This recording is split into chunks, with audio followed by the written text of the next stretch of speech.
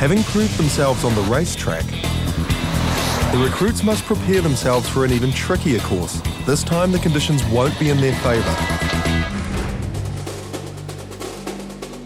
In this exercise, the recruits must master the skid car, which simulates hazardous road conditions and tests the driver's ability to regain control of the vehicle. What we have to do is take our foot off the accelerator, learn not to brake. We should turn the wheel in the direction of the skid and look in the direction that you want to go. With the demonstration over, now it's time for the recruits to take the wheel. First up is Mike, who despite being a car enthusiast, is actually quite nervous when it comes to this exercise. You take your foot off the brake. It's called a skid car because it's supposed to skid. We don't need to brake up, because we'll be here all day. And when he does take his foot off the brake, he seems to plant it firmly on the accelerator.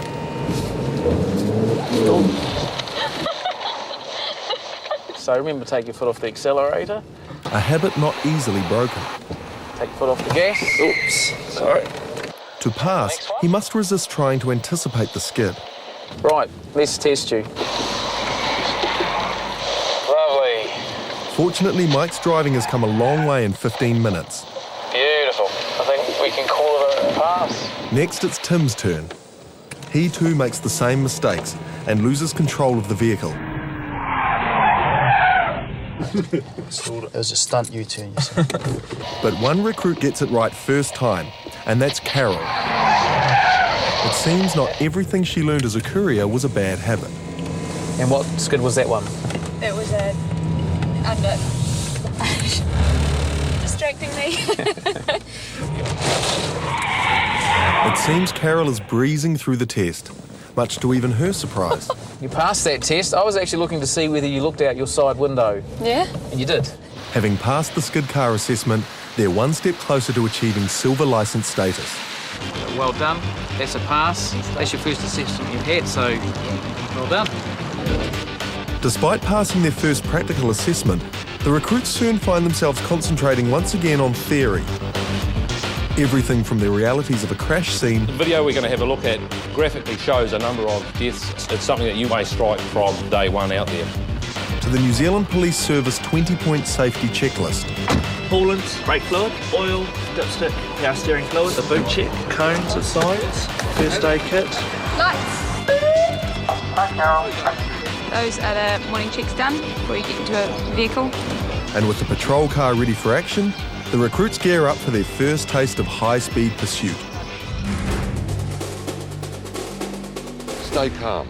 You will feel the adrenaline pumping into your body. You must learn to control it. It's an everyday happening for on-the-job police officers. In this assessment, the recruits must work together to pursue an offender, ultimately creating a roadblock which will bring the pursuit safely and swiftly to a close. What we're going to try and do is get someone, try and deploy a set of spikes. You will then step back onto the footpath. We don't want you doing a little victory dance on the side of the street, please, because we are in the public eye. Be professional. Target and pursuit is an exercise that's very close to what they're going to feel when they're out in the open. And while they have the added pressure of observing the road code and speed limit, in every other way this pursuit will mirror the real thing.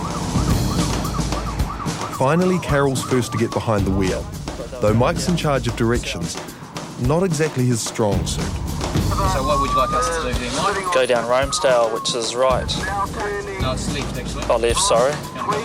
While Mike's struggling to tell left from right, Tim at least has mastered the art of appearing calm. He is pulling over to the left. He is stopped, he is reversing. He's going to do a U-turn. He's coming up with a tail. So what do you want me to do? The offender isn't making things easy, changing direction roughly every 30 seconds. We really struggled to stop that car, which was frustrating, particularly when you're trying to do something tactically and then they go the opposite way. He is doing a U-turn and he is proceeding north on Eastdale. Tim's unit is now leading the chase, and thinking they have outwitted the offender, they prepare to set up a roadblock. Do a U when you can, mate. When you do a U, It's very hard when you have someone deploy spikes on the other side of the road. totally excitable in the back, yelling directions at you, and they're expecting you to turn on the spot. Yep, there, stop before this road, before that road. Now, we're waiting to see whether the driver reacts to that. We're waiting to see whether they make a mistake And in Tim's case, the instructors don't have to wait for long. Yeah.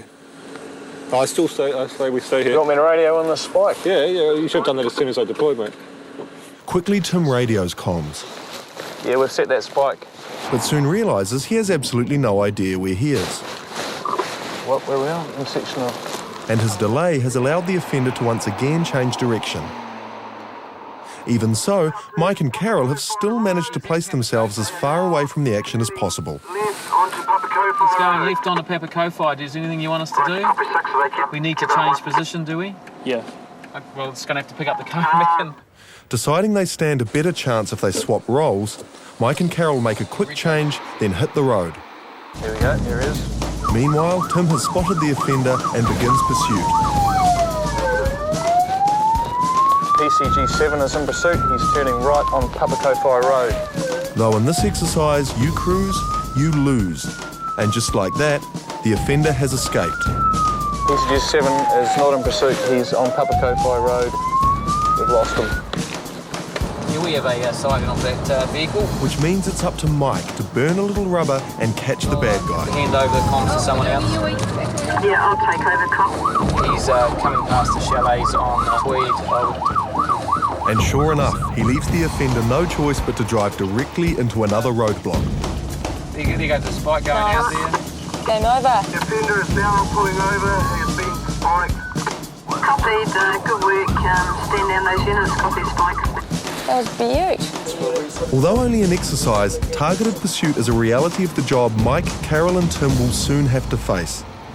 Coming up, Okay, Neil, there's your infringement notice. Yeah, those addresses there. That's just brilliant. the final assessment sees our rookies about to crash. Yeah, just a word of warning. This street is narrow.